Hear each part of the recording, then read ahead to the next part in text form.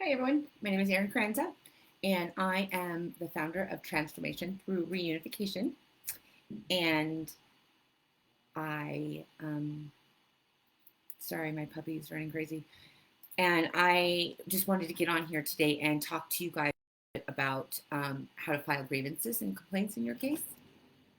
Um, and we're about to have a snowstorm right now, so it might be a little bad signal. But so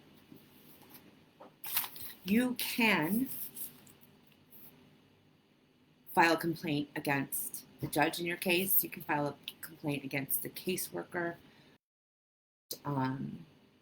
your therapist, or the person that's providing you your services. And I am going to show you all that. I'm going to try to drop it in the chat, this link.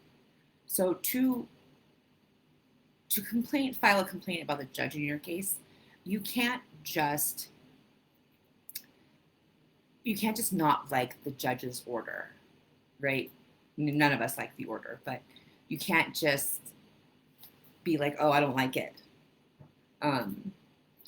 because that's not how it works. So you need to, here in California, and I'm sure it's something similar in the other states in the country. So you need to file a complaint with the Commission on Judicial Performance. And I'm going to put that in the chat right now. But I did that, and you can do that when something egregious has happened in your case, right? Something like your constitutional rights were violated. There was bias. In my case, the judge took away my custody because he didn't like my job. He said my job was odd and weird. Well, that's not a reason to take away my child. There's 4 reasons you can take away someone's custody. And because you don't like my job doesn't mean that that's a good enough reason. So next one is the foster home or the group home that your child happens to be in. You can complain about them and even get their license pulled if there's abuse and stuff happening. All you have to do, if you're here in California, is go to the Community Care Board. And they will do an investigation. And if they don't have a license, then they don't have a foster home. But it is astounding how many claims of abuse I hear about the foster homes. And that is, so in the chat, I put it below. It's the Community Care Board here in California.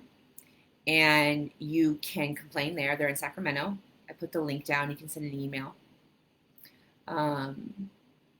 And you can complain about the foster home or the group home that your child is put in. And like I said earlier, you complain about the judge if they have violated your civil rights, not just because you don't like their ruling, but you can do the the Commission on Judicial Performance. I put the link in the chat below as well. So once you do that, the frustrating thing is that they don't really tell you what's happening. There's public punishment and then there's private punishment for a judge, and you really don't know what's happening. So I filed a complaint, like I said, about the judge in my case, and they've opened an investigation. And that's all I know. And I have to file something. I'm saying a lot tonight. I'm really tired. I had court again this morning. So I don't know if you guys know this, but I found it out that when you have a restraining order against somebody, whether it's your spouse, you don't have to pay them alimony. So there's a lot of reasons why people get restraining orders: is to control custody, to control alimony, child support, all that stuff. So I had a hearing today because my ex-husband has said that I violated our restraining order, and I haven't ever. And he's getting close to the end of his restraining order, and he won't be able to control custody anymore. So he has to make things up. And I had that all day today. But you don't have to pay your spouse any alimony or child support if you have a restraining order against them. I did not know that. So I was there all morning this morning at court. And of course, there ain't nothing for them to do. There's no violations. There's no contact. I had to provide all of my phone records and all of my talking parents messages. So document everything, guys, because they'll cherry pick stuff, text messages, what looks like a normal conversation. If you delete one message, it looks like you're harassing somebody. So keep everything, keep it organized. You want to get a binder, one of those big school binders with the tabs. In each tab, you should do your minute orders. You should do communications with your attorney. And I also suggest that you get, I suggest that you set up a whole new email for your time in dependency court or your time in family court. Get a whole new email and only use that email for communications with your caseworker and your attorney. Because if you need to find something, all you have to do is go in the search bar in your email and everything is there, everything is dated, and it's very easy to print it out. So get a big binder, minute orders, custody, paperwork, things that need to be filed, things that you've already filed. You have to be super organized and you have to be super, super detailed in all of your notes. So always take notes. But always print out. You never know when you're going to need them. I didn't know when I needed them, and I happened just to do it automatically. So I printed out my phone records so I could prove, just in case, that I've never called anybody I wasn't supposed to. I have a camera in my car that I use anytime I drive anywhere, so you can't say that I was somewhere I wasn't. It's pretty sad that it has become where I'm afraid to go anywhere without recording myself. But going through the crap that we're all going through with DCFS and family court, better safe than sorry. I mean, I have hours of just me driving to the grocery store and, down the hill to court and going to meet clients. But you never know when someone's going to say that you were over there harassing them. And, oh, Tracy, I'm just seeing your message. So you can complain to the community care board about the foster home and abuse, and they are actually pretty good. And the community care licensing board, of course, is how they get their paid, and they will shut shit down and investigate. So, Tracy, check that out. I didn't know that there's all these resources that you can use to complain about your caseworker or the judge or your attorney. If you have a public defender and you don't like them, you can have a hearing to have them replaced. If you're in dependency court, you need to have an attorney. You can redirect your public defender and get them on the same page. Remember, they're people and they are really overworked. But you can get rid of your public defender if you need to. You have a hearing. You can, like I said, complain about the judge and have an investigation opened. You can complain to Health and Human Services against the caseworker. And let's see, Thought I had my forms here to show you, but I guess not. So, I just want to say that my spouse walked out on me and my children, and having him walk out is what drove me to take my own life. So when I was doing that, he was egging me on and pretending like he didn't know where I was when my family was calling, but I tried to take my own life because my husband walked out. Started a new life, had another woman, and I couldn't handle it at that moment. When I woke up from trying to take my own life, I realized that I needed a part of me to die, per se, so I could remove the rose-colored glasses, and then I could be a better Erin, and I could be a better mother than I was, because I was just focused on being mom, and I was focused on being Mrs. Carranza. And there was no Erin, and I was falling apart.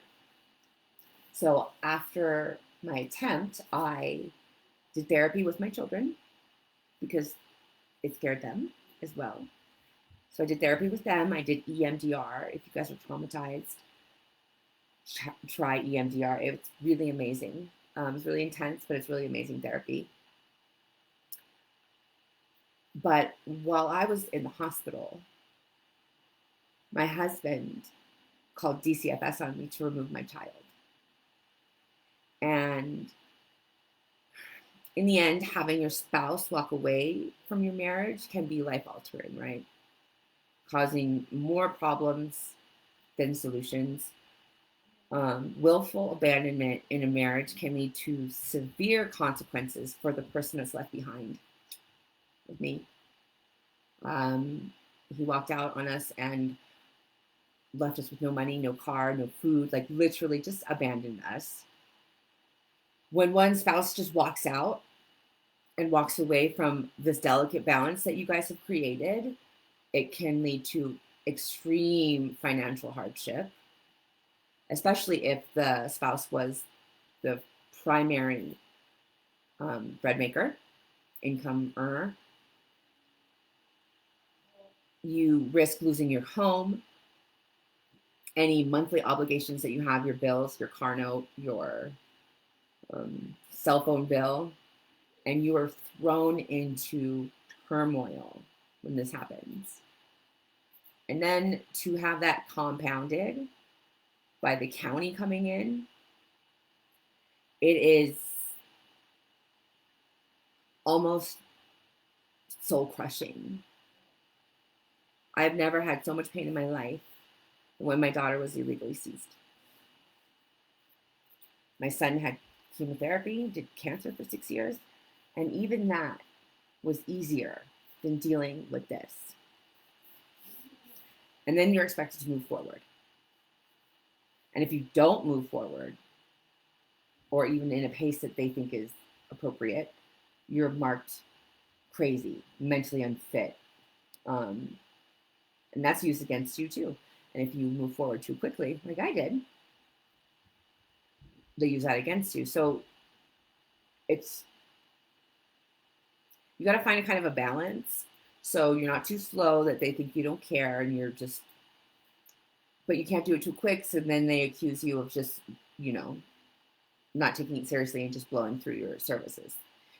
I'm a firm believer that therapy can work if you want it to work. It can work on the first time. It can work on the 100th time. You just have to be willing to put the work in. And I'm not going to pine over this man anymore.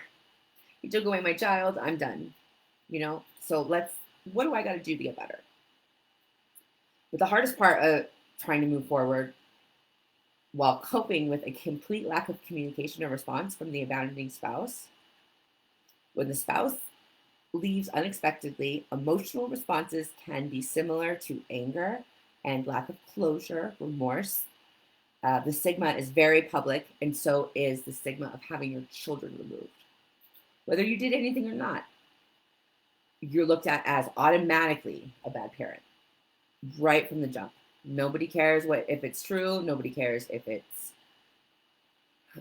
false allegations or if it's a crazy neighbor making an accusation. Nobody cares, right? So you are immediately labeled a bad parent. You are on this constant roller coaster of emotions that really is not going to end anytime soon, honestly. I mean, 2 years in dependency court is about what you're going to get. And that's quick. That's really quick. Everyone's like, oh, it's 6 months. No, not at all.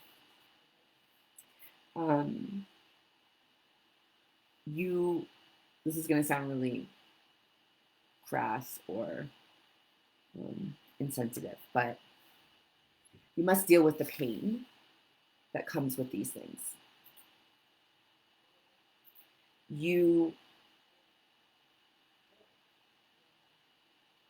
The pain is so great, you don't think that you can manage it and you can handle it.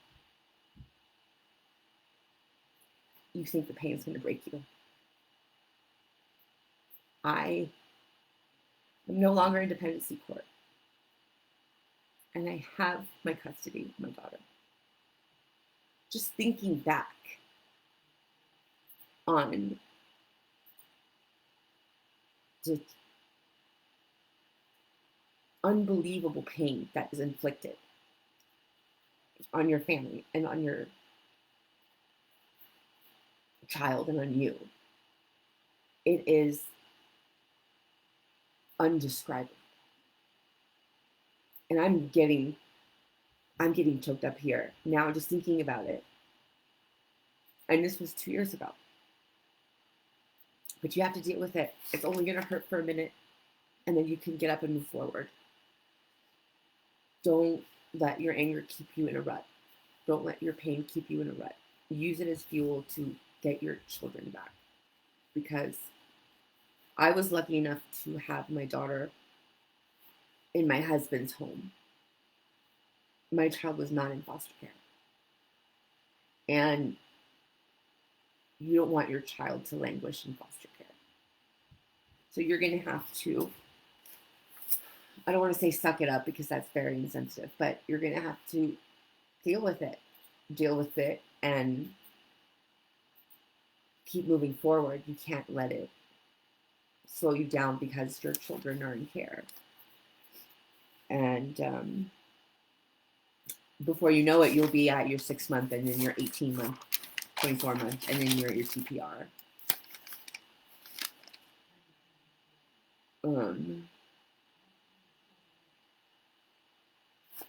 My heart hurts for everybody right now that has their children in care. They're being hurt and nobody's listening. Anyways, so there's things that you can do to make this easier,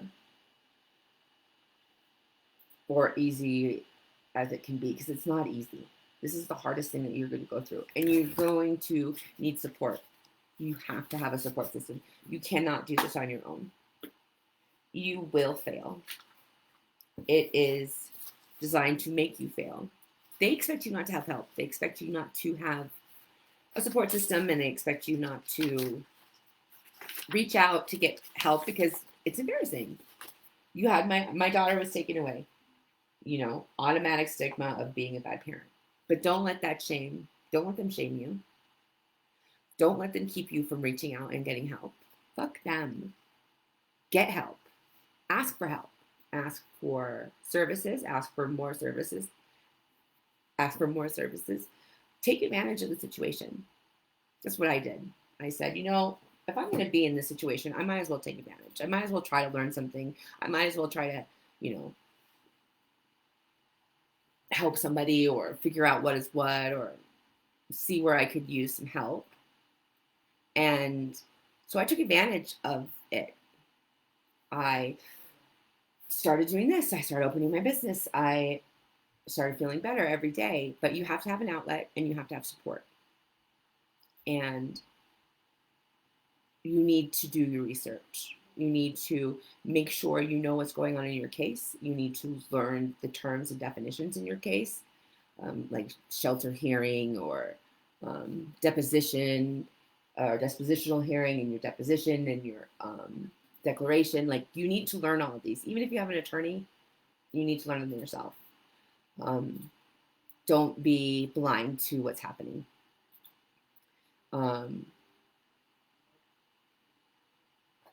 Sorry, I just got a message. You also, hi, Lawrence. I'm glad you're not ashamed, because I'm not either, because fuck them. I had nothing to be ashamed of. I didn't do anything wrong.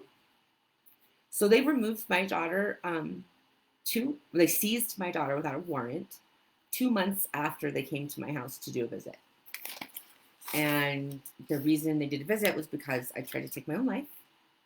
But I didn't have my daughter with me. I left her with my sister. So my kid wasn't even there. And then they said there was no safety concerns. And 2 months later, they removed my daughter without a warrant, which blows. But I'm also suing them. I filed my lawsuit already. So that's cool. Request the judge to order a CASA, court-appointed special advocate, is a volunteer and an advocate. They are allowed to file reports and they can make recommendations. They can, but I haven't had any good experience with CASA workers. And actually, I've had really bad experiences. Well, I've seen parents that had bad experiences. I didn't have a CASA worker. I had a public defender who was amazing, who I absolutely love. And I am grateful for her. Goozy, I love you still every day. Her and I didn't get along at first. We butted heads. And we ended up my son's playing with our puppy and he's crazy. I ended up redirecting my attorney, my public defender, and some of the best attorneys I've ever met are public defenders. They're really great. But CASA, I don't know how I feel about the CASA workers. I kind of feel like they're like the county. Yes, Lawrence, in Arizona, everything is bullshit and corrupt, and CASA and the gal are puppets to reinforce the kidnapping. I lived in Arizona for 6 years. I lived in Buckeye and Goodyear and Avondale. I moved there when there was like that big housing bubble. Me and my husband moved to buy houses, and then my son was diagnosed with leukemia, and he ended up going to Phoenix Children's. And I have to tell you, Arizona has the worst politics, the worst policies and procedures. And it's so hot and disgusting. I hated living there. But we were there because they had experimental chemotherapy for my son. So I get what you're saying about Arizona. My daughter is going to school there, into college. And I'm like, can you please get out of that state? It's horrible. The sheriff is horrible. Everything is brown. But so, yes, Arizona's horrible. California's horrible. I'm in San Bernardino County, which is one of the worst counties in the state. Like I said, I don't trust the CASA workers. You need to do your research. If you're not familiar with certain things, familiarize yourself. You can also, I forget about this, you can also hire paralegals to help you with your forms and your paperwork. I always forget about that. And such a great resource because they're not as much as attorneys, but they still know their stuff pretty good. You need to know about the rules of evidence and custody. So a lot of people are like, I can make decisions. It's my custodial time for, visits, right? No, it's not how it works. Just because you have your parenting time at a certain time, that doesn't mean you can schedule surgery.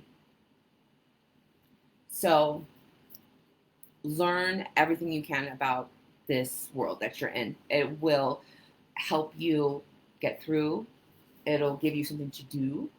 It'll expand your mind and your vocabulary, and you just get better just by reading. And then you don't feel like you're in the dark. Because they throw you in the dark and they don't give you the tools to get out. So get help. Ask people for help. You guys can email me or call me. If you need a pro bono or low cost attorney, go to your local bar association website, and you can find one there. There's like a whole list of attorneys that do that. Let's see what else. Check my other notes. And then I think for right now, I think that's it. Pour over your case, pour over the laws, and pour over case law. That's right. Lawrence is right. You need to know everything. And I think we had a bunch of stuff just changed too. Everything has a procedure and a way you need to do the procedure. You can't just go willy-nilly in court, right? So look up your case law. Go over every inch of your case. Every time I go back through my dependency court case, I find something new. I'm like, oh, well, this was fucked up. Why didn't I remember that? Because so much effed up stuff happens in your case, you're going to forget. I couldn't believe all the things that were said, and I started to get like really upset about it. And I'm like, why am I'm not even in dependency court anymore. And I left my custody. So why am I getting upset? But you see all of these horrible accusations. You can't, now this is going to sound funny, but don't take it personal. Even though it's about you, don't take it personal. Because they're doing it to amp you up. They're doing it to make you feel crazy. They want you to be that crazy parent that walks in the courtroom and, is flipping tables. They want you to do all that. So don't take it personal. They just like to throw whatever they can at the wall, see what sticks, and go from there. And yes, CPS does just go willy-nilly everywhere. I'm up here in like Arrowhead right now, and it's like the Wild West up here. They're just taking and, not even looking back, and it's maddening. Yeah, it's hard not to get mad and to cry when you look through your papers, because some of the most vile things about you are being said, and they want you to be upset. I figured that out really quickly, because they would keep my child away from me before I had a court hearing. They would say horrible things. They would make horrible accusations. And I realized it was because they wanted me to snap. And I noticed it because I started to snap. So you're not allowed to talk in court, which is such crap. You should be able to speak. You've stolen my children. You're not even going to let me talk? No. So I almost yelled in court. And I remembered Dave, my boyfriend, telling me, Erin, you can't put the toothpaste back in the tube. And that's so true. So I literally had to cover my mouth because the words were coming out. I actually had to do that just recently in my family law case, because the judge told me he thought my job was odd and weird, and so he was going to remove my custody. And I started to say, well, I think you're odd and weird, but I remembered the toothpaste comment, and I literally covered my mouth because it was coming out. But they do that because then they can justify their behavior, and they can justify how they treat you, and they can justify their lies, and then anything that they do is washed away when you become that parent who flips out. When you get pushed too far, you become that parent, and then all their dirty deeds are washed away. So remember that when you're going into your courtroom, breathe, breathe, take 10 breaths, 5 breaths, as many as you can to calm yourself down. So also what I suggest is when you're being questioned, repeat the question to yourself in your head before you answer it. That gives you time to breathe and not snap. And then repeat the question back to them to make sure you are clear. And it kind of throws them off. And if they're up to no good, they're going to get a little stumped. So it's like, did you just ask me if I spanked my child in the face with a belt?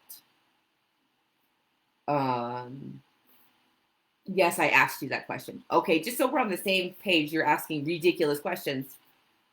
No, I did not spank my child in the face with a belt.